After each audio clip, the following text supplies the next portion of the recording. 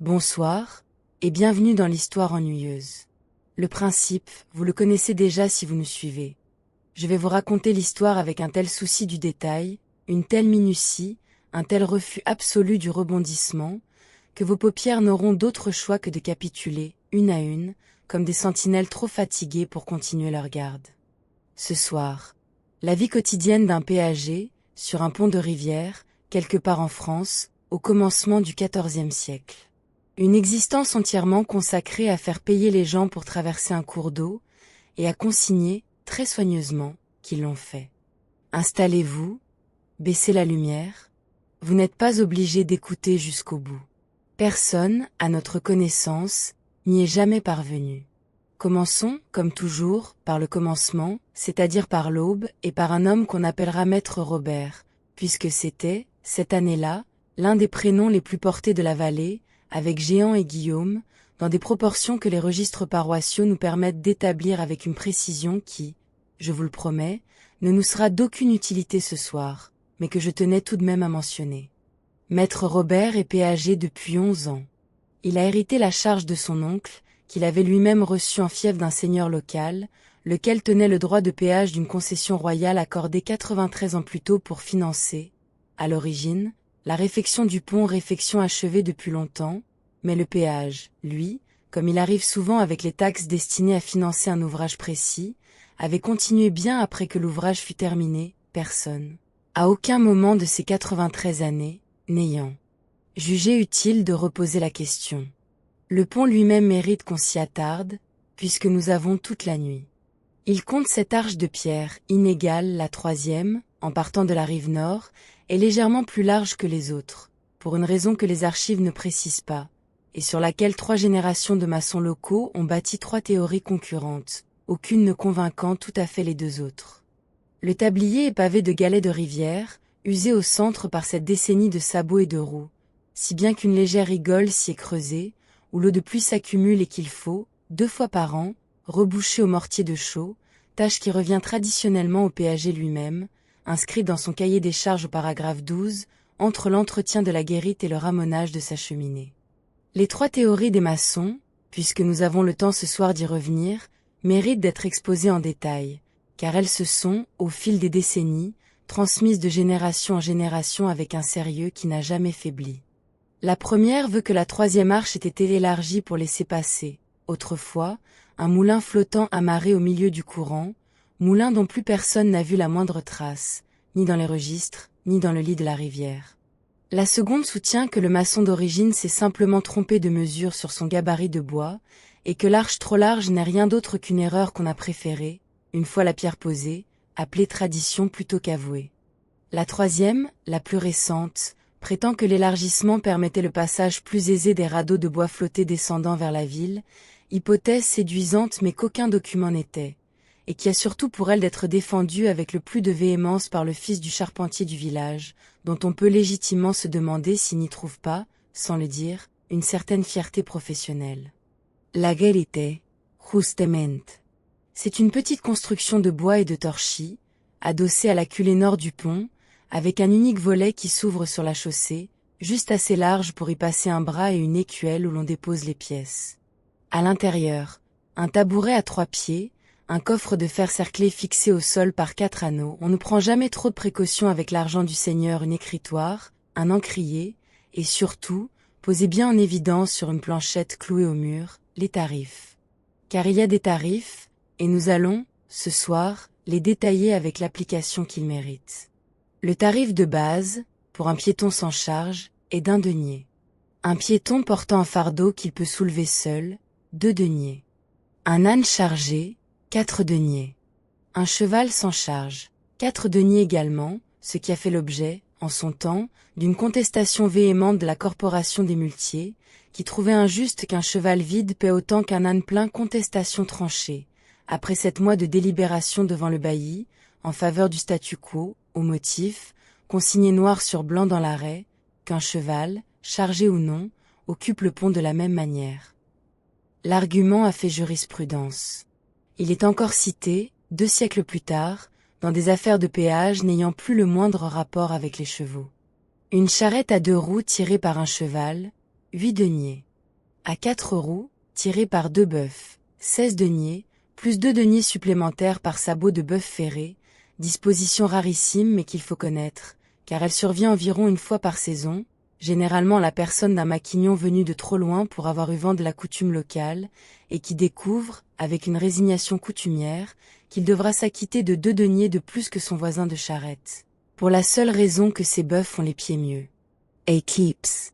Les moutons, quant à eux, se paient au troupeau et non à la tête, à raison d'un denier pour 20 bêtes ou toute fraction de 20, ce qui signifie qu'un berger menant 21 brebis paie exactement le double d'un berger qui en mène 20, disposition qui a donné lieu, chaque automne, à des négociations byzantines sur le pont même, un berger tentant régulièrement de convaincre maître Robert qu'une brebis particulièrement chétive ne devrait, en toute justice, compter que pour une demi-bête. Maître Robert, en 11 ans, n'a jamais cédé une seule fois sur ce point, non par dureté de cœur, mais parce que le tarif, lui, ne prévoit aucune demi-bête, et qu'un péager qui commencerait à faire des demi-bêtes n'en finirait plus.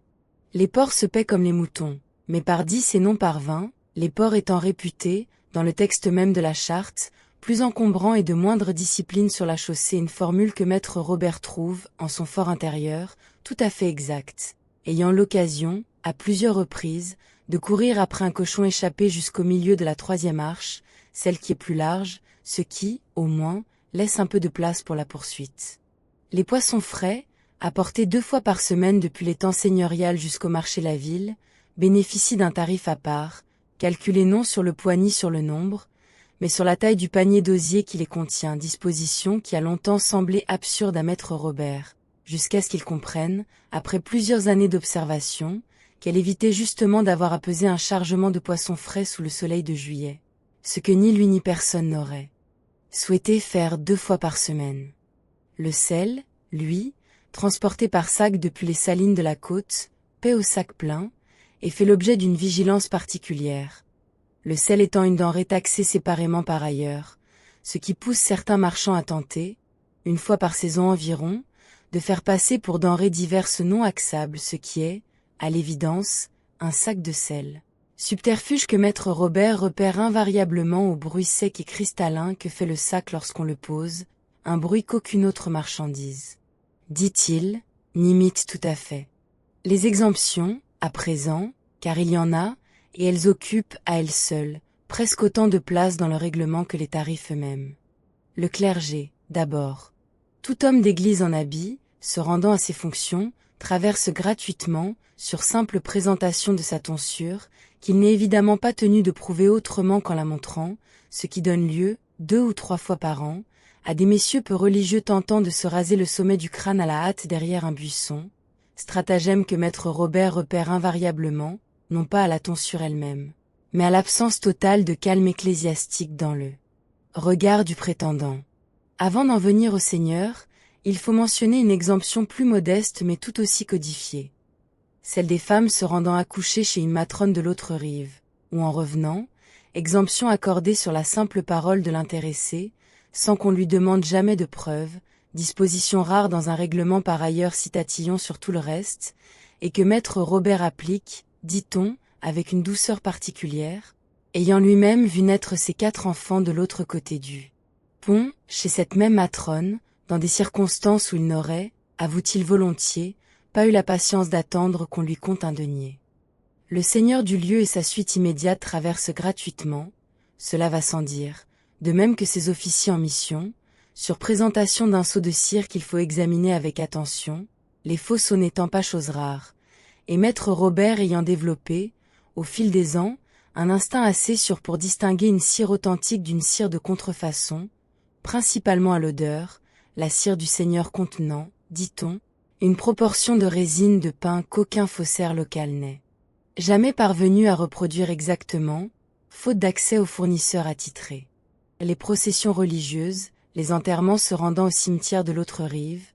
et dispositions plus étonnantes les meuniers du moulin d'Aval, qui traversent gratuitement le mardi et le vendredi uniquement, jour de mouture, en vertu d'un accord vieux de plus de 60 ans dont personne, pas même le clerc du bailliage, n'a jamais retrouvé l'origine exacte, mais que tout le monde applique avec le plus grand sérieux, précisément parce que personne n'ose être celui qui remettra en cause Une coutume aussi ancienne sans en connaître la raison. C'est ainsi, souvent, que naissent les traditions les plus solides, non de leur logique, mais de leur ancienneté. Il faut aussi dire un mot de la balance, car les charrettes trop chargées, ou soupçonnées de l'être, doivent en théorie être pesées, non pour ajuster le péage qui reste fixé par catégorie et non par poids réel, mais pour vérifier qu'elles ne dépassent pas la charge maximale autorisée sur le tablier du pont, fixé par le maître d'œuvre d'origine à un niveau que personne, de mémoire de péager, n'a jamais atteint, tant les charrettes de la région restent modestes.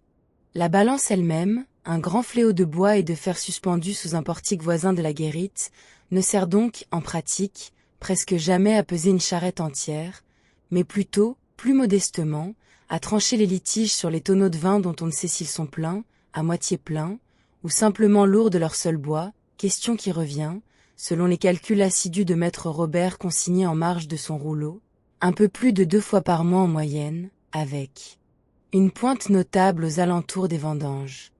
La journée de maître Robert commence avec le premier Angélus, qu'il entend depuis sa guérite, où il dort, car le péager loge sur place, dans une soupente au-dessus du coffre de fer, ce qui présente l'avantage de dissuader tout larcin nocturne, et l'inconvénient de le réveiller à chaque fois qu'un voyageur pressé frappe au volet avant l'aube, en dépit du panneau, cloué juste à côté, précisant en lettres que peu de voyageurs pressés prennent le temps de lire, que le péage n'ouvre qu'au lever du jour. Il descend, allume un feu modeste dans l'âtre de la guérite, fait chauffer un peu d'eau, et déjeune d'un quignon de pain et d'un morceau de fromage, en vérifiant, comme chaque matin, le contenu du coffre par rapport au montant noté la veille au soir, une opération qui prend en général le temps de finir le pain. Le coffre ne contenant, la plupart des nuits, que les recettes de la veille, l'essentiel est emporté chaque semaine, sous escorte, au trésorier du Seigneur, dans un sac de cuir scellé. Que maître Robert n'a jamais eu, en 11 ans, la curiosité ou l'imprudence d'ouvrir en chemin. Le volet s'ouvre au lever du jour, et le premier client, invariablement, est le même homme depuis 6 ans. Un porteur d'eau qui traverse dès l'aube pour livrer les tavernes de l'autre rive, paie son denier sans un mot, glisse la pièce dans l'écuelle, et repart, dans un rituel si constant que maître Robert, certains matins, entend la pièce tomber dans l'écuelle avant même d'avoir levé les yeux, rien qu'au bruit familier du pas sur les galets, qui précède toujours le même geste, à la même seconde. Prêt. Vient ensuite ce que maître Robert appelle, dans son fort intérieur, l'heure des charrettes, le gros du trafic marchand, entrepris mais tierce, quand les producteurs des villages voisins convergent vers le marché de la ville, de l'autre côté du pont. C'est le moment le plus occupé de sa journée, et aussi, il faut le dire, le plus intéressant pour qui aime observer. Des charrettes de choux, des charrettes de fromage enveloppées de linge humide, des charrettes de fagots, un vigneron avec ses tonneaux qu'il faut peser à l'estime, faute de balance assez grande, estimation dans laquelle maître Robert, en 11 ans, s'est trompé, selon ses propres calculs griffonnés en marge de son registre, dans un sens ou dans l'autre, un nombre de fois qu'il a cessé de compter après la 50e, jugeant que l'erreur, en moyenne, s'annulait elle-même sur l'année. Chaque passage doit être consigné. C'est là, sans doute, la part la plus considérable du travail de maître Robert, bien plus que la perception elle-même. Il tient un rouleau de parchemin, qu'il déroule un peu chaque jour, sur lequel il note, d'une écriture appliquée mais pas l'élégante, il ne prétend pas à l'élégance, seulement à la lisibilité, la date, le nombre de passages par catégorie, la recette du jour, et, dans une colonne à part, les exemptions accordées avec leurs motifs, en abrégé, clair, saigne, Menmarde. Ce rouleau est vérifié chaque trimestre par le clerc du bailliage, qui compare les totaux à ceux du trimestre précédent, et qui, à ce jour, n'a jamais rien trouvé à y redire, ce dont maître Robert tire une fierté modeste mais réelle, du genre de fierté qu'on ne montre à personne, mais qu'on ressent tout de même, chaque trimestre, en repliant le rouleau vérifié. Il faut, avant de parler des pièces, dire un mot du clerc du bailliage lui-même, qui vient, chaque trimestre, vérifier le rouleau.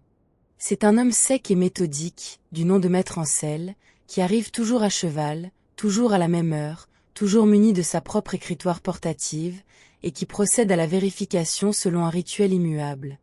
Il compare d'abord le total du rouleau au poids déclaré du dernier envoi au trésorier, puis il recompte, au hasard, 3 journées choisies dans le trimestre écoulé, ligne par ligne, colonne par colonne, sans jamais annoncer à l'avance lesquelles.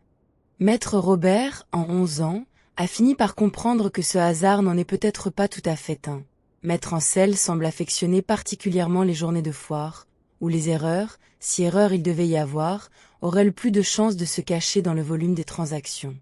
Jusqu'ici, les 3 journées choisies, quelles qu'elles fussent, n'ont jamais révélé le moindre écart, ce qui vaut chaque fois à Maître Robert un hochement de tête sec de la part de Maître Ancel. Geste qui, dans le langage très économe de cet homme, équivaut à peu près à un compliment appuyé. Les pièces elles-mêmes méritent qu'on s'y arrête, car elles ne sont pas toutes égales, loin de là, et une bonne partie du savoir-faire du péager consiste précisément à les distinguer. Il circule, sur ce pont, des deniers du seigneur local, frappés à son propre atelier, reconnaissables à une petite croix pâtée. Des deniers d'un comté voisin, légèrement plus légers, que Maître Robert accepte au pair par habitude commerciale bien que le règlement, à la lettre, l'y autorise à peine. Et, occasionnellement, des monnaies plus lointaines encore, apportées par des marchands de passage, que Maître Robert soupèse dans sa main, un geste rapide et précis, avant de décider, en une fraction de seconde, s'il les accepte, les refuse, ou exige un complément en nature, un fromage, par exemple, ou une poignée de clous, monnaie d'appoint qu'il revend ensuite lui-même au forgeron du village, arrangement tacite dont ni le seigneur ni le bailli n'ont jamais eu vent, et dont je ne vous parlerai, ce soir, qu'à mi-voix. Il faut aussi surveiller les fausses pièces, et Maître Robert a, pour cela, une pierre de touche, sur laquelle il raie discrètement chaque pièce suspecte, examinant la trace laissée dans la pierre noire pour en juger l'alliage. Une pièce trop pâle, un trait trop clair, trahit un mélange d'étain ou de plomb qu'aucun denier honnête ne devrait contenir. En 11 ans, il a saisi, en tout et pour tout, 17 pièces fausses, qu'il conserve dans une petite bourse à part, cousue au fond du coffre, et qu'il présente, une fois l'an, au clerc du bailliage, qui les compte, les recompte, et les jette au feu devant témoins, cérémonie brève mais qui donne à Maître Robert, chaque fois, un sentiment de devoir accompli tout à fait disproportionné avec l'ampleur réelle de l'événement. Il convient aussi de dire un mot du guet, ce garde communal qui partage, sans en avoir vraiment la charge officielle, une part de la vigilance du pont. Posté non pas à la guérite mais un peu plus loin, sur la rive, dans une échauguette de pierre qui surveille surtout l'approche de la route plutôt que le pont lui-même, cet homme change tous les 4 jours, selon un tour de rôle établi entre les hommes valides du village. Et son rôle, en pratique, se résume presque entièrement à annoncer, d'un coup de corne bref, l'arrivée d'un convoi important, une caravane de marchands, une troupe en armes, un convoi seigneurial, afin que Maître Robert ait le temps de préparer sa monnaie d'appoint et de ranger, discrètement, tout arrangement en cours qui ne regarderait, disons, que le forgeron et lui. Ce signal de corne, en 11 ans, a retenti en moyenne une fois par semaine, ni plus ni moins, avec une régularité que Maître Robert trouve, à sa manière, presque aussi rassurante que le battement d'une horloge. À l'heure de sexte, le trafic ralentit, et Maître Robert profite de cette accalmie pour son propre repas, du pain, du lard salé les jours ordinaires, un peu de vin coupé d'eau, et, le vendredi, du poisson séché acheté au meunier exempté du mardi et du vendredi, arrangement de troc qui n'apparaît, bien entendu, dans aucun registre officiel. Il mange assis sur le pas de sa guérite, l'écuelle des pièces à portée de main, l'œil sur le pont, car même à cette heure creuse, il ne faut jamais relâcher tout à fait la surveillance. Un voyageur pressé de midi n'est jamais tout à fait exclu, et Maître Robert en a fait, une fois, l'expérience désagréable, ayant laissé passer, en l'an 1311, un marchand de laine sans percevoir son dû, faute d'avoir levé les yeux à temps, incident unique en 11 ans, qu'il a consigné dans son rouleau avec une honnêteté qui l'honorait, sous la mention omission, un denier, ma faute. Les jours de crue méritent aussi une mention, car ils modifient sensiblement le travail du péager, sans jamais, il faut le préciser d'emblée, mettre en péril quoi que ce soit de sérieux. Le pont, en 11 ans, n'a jamais connu la moindre alerte véritable, et c'est justement cette absence totale de péril qui rend le sujet digne de notre attention ce soir. Lorsque la rivière monte, après plusieurs jours de pluie, Maître Robert consulte une marque gravée sur la pile de la première arche, héritée de son oncle, qui indique, par crans successifs, le niveau à partir duquel il convient de fermer le pont aux charrettes les plus lourdes, par simple prudence, la chaussée devenant glissante sous l'effet des embruns qui remontent entre les pavés. Cette fermeture partielle, qui survient en moyenne 3 ou 4 fois par hiver, pour une durée de quelques heures à peine, donne lieu, sur la rive, à une petite foule de charretiers résignés qui patientent en jouant aux dés à l'abri d'un auvent, dans une ambiance que maître Robert qualifie, sans ironie particulière, de plutôt cordiale, les crus modérés étant, semble-t-il, l'occasion d'un des rares moments où le trafic marchand consent à ralentir suffisamment pour que les gens se parlent. L'après-midi ramène un trafic plus varié, des pèlerins, reconnaissables à leurs bourdons et à leurs besaces, qui paient le tarif piéton sans exemption particulière, sauf s'ils portent l'insigne d'un pèlerinage déjà accompli, auquel cas une coutume locale, non écrite mais largement observée, veut qu'on leur fasse une remise d'un demi-denier, geste que maître Robert accorde volontiers, en partie par piété, en partie parce que les pèlerins argumentent rarement et repartent vite, ce qui, en fin de compte, revient à peu près au même que de faire payer plein tarif à quelqu'un qui discute pendant un quart d'heure. Il faut mentionner aussi les disputes, car même une existence aussi réglée que celle-ci en connaît, quoique d'une nature qui, je vous rassure d'emblée, ne trouble jamais bien longtemps la sérénité du récit. La plus fréquente concerne le tarif des ânes chargés, certains voyageurs prétendant que leur âne n'est que modérément chargé et devrait, à ce titre, bénéficier d'un tarif intermédiaire que le règlement, hélas pour eux, ne prévoit pas. Maître Robert, dans ces cas, invoque invariablement le paragraphe 7 du tarif, qui précise qu'un âne portant bâtiment garni paie plein tarif, sans considération de degré, formule qu'il a fini par réciter de mémoire, avec l'aisance résignée d'un homme qui sait qu'il aura à la répéter, bon en mal an, une bonne trentaine de fois par saison. Il existe encore une catégorie de voyageurs qu'il convient de mentionner, les étudiants itinérants, souvent en route vers une université lointaine, qui traversent parfois en petits groupes, chantant à tue-tête dans un latin de cuisine que maître Robert, qui n'a lui-même jamais dépassé l'apprentissage des rudiments à l'école paroissiale, reconnaît davantage à la mélodie qu'aux paroles. Ces jeunes gens, presque toujours désargentés, tentent régulièrement de négocier leur passage contre un service, porter un message, réciter un poème, ou, une fois, mémorablement, contre la promesse écrite de prier pour l'âme du péager pendant 7 ans. Promesse que maître Robert a acceptée avec un sourire, moins par crédulité que par lassitude bienveillante, notant tout de même la transaction dans son rouleau sous la mention prudente « denier non perçu ». Contrepartie spirituelle, formule qui, lue aujourd'hui, ne manque pas de faire sourire quiconque tourne les pages de ce vieux registre. Une autre dispute récurrente, plus savoureuse, oppose deux villages voisins sur la question de savoir si les habitants de l'un doivent le même tarif que les étrangers, ou s'ils bénéficient, en tant que riverains historiques, d'une remise que l'autre village leur conteste âprement, chacun produisant, à intervalles de quelques années, un parchemin plus ancien que celui de l'adversaire, prétendant prouver l'antériorité de son propre privilège. Maître Robert, qui n'a aucune autorité pour trancher ce genre de litige, se contente d'appliquer le tarif du jour tel qu'affiché sur sa planchette, et de renvoyer les deux parties, invariablement, devant le bailli, qui, à ce jour, n'a toujours pas statué, l'affaire traînant depuis 18 ans et ayant, semble-t-il, largement dépassé en âge la mémoire de quiconque pourrait encore s'en soucier vraiment. Le soir venu, à l'heure de vêpres, le trafic redescend presque à rien. Quelques retardataires, un berger ramenant ses bêtes de pâture, un couple de voyageurs pressés de trouver un gîte avant la nuit. Maître Robert referme peu à peu son volet, non d'un coup, mais par degrés, laissant d'abord passer les derniers habitués sans même les faire payer d'avance. Il connaît leur solvabilité par 11 années d'habitude, puis, à la nuit tombante, il tire la barre de bois qui condamne l'accès du pont au véhicule, laissant seulement un passage étroit pour les piétons munis d'une lanterne, la traversée nocturne étant tolérée mais surtaxée d'un denier supplémentaire. Pour risque et pour cierge, selon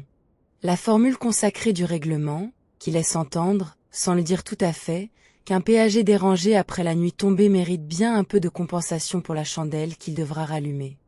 Il faut également dire un mot de l'entretien de la guérite elle-même, tâche qui occupe maître Robert un jour par mois environ, généralement le lundi suivant la pleine lune, jour qu'il a choisi sans raison astrologique particulière, simplement parce qu'il est facile à retenir. Il ravale le torchis où la pluie l'a fissuré, resserre les lanières de cuir qui tiennent le volet à ses gonds, et vérifie l'état du toit de chaume, qu'il refait entièrement tous les 7 ou 8 ans avec l'aide de 2 voisins, contre un peu de vin et un repas partagé, arrangement qui, une fois plus, n'apparaît dans aucun registre officiel, mais qui constitue, si l'on additionne toutes ces petites ententes informelles disséminées tout au long de cette histoire, une bonne partie de ce qui fait réellement tenir debout, jour après jour, une charge de péager. Vient alors le moment que maître Robert préfère entre tous, quoiqu'il ne l'ait jamais formulé ainsi à voix haute, le conte du soir. Il verse le contenu de l'écuelle dans le coffre, trie les pièces par catégorie sur une planche posée en travers de ses genoux, les empile en petites colonnes de 10, les recompte une seconde fois par acquis de conscience, puis reporte le total sur le rouleau, en regarde la date du jour. C'est un geste répétitif, sans surprise la plupart du temps, et c'est précisément cela qui, pour lui, en fait le charme. La certitude tranquille que la journée, quoi qu'il soit arrivé, se résume, en fin de compte, à un nombre, et que ce nombre, une fois inscrit, ne bougera plus. Il faut, enfin, dire un mot de l'hiver le plus rude que maître Robert ait connu en 11 ans, celui où la rivière a gelé sur presque toute sa largeur pendant près de 3 semaines. Phénomène rare mais pas inconnu dans la mémoire des anciens du village. Le pont, lui, n'en a nullement souffert, la pierre craint peu le gel, mais le trafic, en revanche, s'est presque entièrement déplacé sur la glace elle-même, certains villageois téméraires traversant directement sur le cours d'eau gelé, à pied et parfois même en traîneau léger, économisant ainsi leurs deniers aux grandes dames, si l'on peut dire, de maître Robert, qui a vu ses recettes fondre plus vite encore que la glace ne finirait par le faire. Il a consigné l'épisode dans son rouleau avec une certaine philosophie, notant simplement que la rivière, cette année-là, a fait concurrence au pont, et l'a emporté sans qu'on puisse rien y faire, phrase qui, relue aujourd'hui, résume assez bien l'humilité tranquille avec laquelle cet homme considérait son propre métier. Utile, nécessaire même, mais jamais plus grand que la nature qu'il se contentait, humblement, de faire payer pour la traverser. Il arrive, certains soirs d'été, que maître Robert reste un moment assis sur le pas de sa guérite, une fois le compte fait, à regarder la rivière couler sous la 3e arche, celle qui est plus large, dans la lumière déclinante. Il pense parfois à son oncle, qui a tenu cette même charge pendant 29 ans avant lui, et qui, à ce qu'on raconte, connaissait par cœur le nom de chaque cheval traversant régulièrement le pont. Mémoire que maître Robert n'a jamais tout à fait égalée, se contentant de reconnaître les silhouettes et les pas, ce qui, pour l'essentiel, revient au même. Les saisons rythment la charge plus qu'on ne le croirait. Le printemps ramène les troupeaux de transhumance, longue procession de moutons qui occupent le pont une demi-journée entière, et pour lesquels maître Robert a établi, avec le berger principal, un accord tacite. Il compte les bêtes par vingtaines approximatives pendant qu'elles défilent, plutôt que de les arrêter une à une, ce qui prendrait, selon ses propres estimations griffonnées un jour de désœuvrement, plus de temps que le troupeau n'en met lui-même à traverser tout le comté. L'été apporte les récoltes et les foires, et c'est la saison où le rouleau de parchemin se remplit le plus vite, obligeant maître Robert à commander, chaque année vers la Saint-Jean, une nouvelle poche chez le même parcheminier depuis 11 ans, lequel lui fait, par habitude, un tarif d'ami qui n'apparaît, lui non plus, dans aucun registre officiel, la comptabilité d'un péager médiéval reposant, on le découvre au fil de cette histoire, sur un nombre d'arrangements informels presque aussi important que le tarif officiel lui-même. Le rouleau de parchemin lui-même, tant qu'à en parler, mérite une description propre. Il mesure, une fois complet, un peu plus de 9 pieds de long, cousu à partir de cette peau distincte, chacune correspondant à peu près à un trimestre et demi de recettes, et s'enroule autour d'un axe de bois tourné que maître Robert a fait faire lui-même chez le tourneur du village, l'axe fourni par le bailliage ayant, selon ses propres mots consignés en marge, toujours eu un jeu regrettable qui laissait le rouleau se dévider tout seul au moindre courant d'air. Il le conserve dans un étui de cuir bouilli, suspendu à une cheville derrière la porte, hors de portée de l'humidité qui monte du sol certains matins d'automne, et qu'il considère, sans jamais l'avoir dit à personne, comme l'objet le plus précieux de toute sa guérite, plus précieux, en un sens, que le coffre lui-même, l'argent se dépensant et se remplaçant, tandis que le rouleau, lui, garde la mémoire exacte de 11 années qu'aucune pièce ne pourrait elle seule raconter. L'automne ramène les foires aux bestiaux, et avec elles, les négociations sur les demi-bêtes déjà mentionnées, tandis que l'hiver, enfin, ralentit tout. Les chemins gelés découragent les charrettes, la rivière charrie parfois des glaçons qui cognent contre les piles du pont dans un bruit sourd qu'on entend depuis la guérite, et maître Robert profite de ces mois plus calmes pour recopier au propre les pages les plus abîmées de son rouleau. Tâche minutieuse à laquelle il consacre ses soirées. La lueur d'une chandelle, ressuscitant sur peau neuve des colonnes de chiffres vieilles de plusieurs années, geste qui ne sert à rien d'urgent, mais que la charte, quelque part dans ses clauses les plus obscures, recommande pour la clarté et la postérité, formule que maître Robert trouve, certains soirs d'hiver, presque émouvante. Il faut encore mentionner les jours fériés, qui ponctuent l'année de maître Robert d'une manière presque aussi régulière que les tarifs eux-mêmes. Aux grandes fêtes religieuses, le péage reste ouvert, les gens doivent bien se rendre à la messe de l'autre côté du pont, mais à tarif réduit de moitié pour tout piéton se rendant expressément à l'office. Réduction que maître Robert applique sur simple bonne foi, la plupart des voyageurs de ces jours-là étant, de toute évidence, endimanchés et sans autre motif plausible de traverser. Le jour de la Saint-Robert, en revanche, qui est aussi sa fête personnelle, il ferme entièrement le péage de midi à Vêpres et le confie à son cousin. Non par nécessité mais par principe, jugeant qu'un homme a le droit, une fois l'an, de fêter son propre saint patron sans avoir à lever les yeux à chaque bruit de sabot, principe que le Seigneur, informé de la chose, a fini par tolérer avec bonne humeur, ayant lui-même, dit-on, un faible pour les traditions bien ancrées, même les plus modestes. Il y a aussi, dans la vie de maître Robert, une poignée de visages qui reviennent si souvent qu'ils sont devenus, au fil des années, presque des amis, quoiqu'un des deux ne l'eût formulé ainsi. Le porteur d'eau de l'Aube, déjà mentionné, en fait partie, mais aussi une vieille femme qui traverse chaque samedi pour vendre ses œufs au marché, et qui, immanquablement, engage la conversation sur le temps qu'il fait avant de payer son denier, si bien que maître Robert a fini par calculer, un jour d'ennui, qu'il connaît en détail l'opinion météorologique de cette femme sur chacun des 140 derniers samedis, statistique qu'il n'a jamais eu l'occasion d'exploiter, mais qu'il conserve, quelque part, avec un amusement discret. Il faut, avant de terminer, dire un mot du remplaçant. Car maître Robert, comme tout homme, tombe parfois malade ou doit s'absenter pour affaires de famille, et dans ces cas, c'est son cousin, sacristain de la paroisse voisine, qui vient tenir la guérite, muni d'instructions écrites d'une précision presque comique jusqu'à la façon exacte de plier les pièces d'argent trop fines dans un linge avant de les ranger, pour qu'elles ne s'entrechoquent pas et ne s'usent pas prématurément. Le cousin, qui n'a jamais vraiment le coup de main pour évaluer un tonneau de vin à l'œil, se trompe systématiquement dans un sens plus généreux pour le voyageur que pour le seigneur, ce qui vaut à maître Robert, chaque fois qu'il reprend son poste, une petite discussion cordiale mais ferme avec le clerc du bailliage sur l'écart constaté au registre discussion qui, en 11 ans, s'est toujours résolu de la même façon, par un haussement d'épaules partagé et la promesse, jamais tenue, de mieux. Former le cousin la prochaine fois. Il pense aussi, certains soirs, à ce que deviendra ce pont dans 100 ans, dans 200 ans peut-être, longtemps après que son propre nom aura disparu de tout registre sauf, peut-être, d'une ligne oubliée dans les archives du bailliage. Les pierres, elles, resteront sans doute, les 7 arches inégales, la troisième toujours plus large que les autres pour une raison que personne, à ce rythme, ne connaîtra jamais avec certitude. D'autres péagers viendront, tiendront d'autres rouleaux, compteront d'autres deniers dont la valeur aura changé sans que le principe, lui, n'ait bougé d'un pouce. Quelqu'un, toujours, sur ce pont, s'assoira dans une guérite semblable à celle-ci, pour noter, jour après jour, que des gens ont traversé une rivière et qui l'ont payé.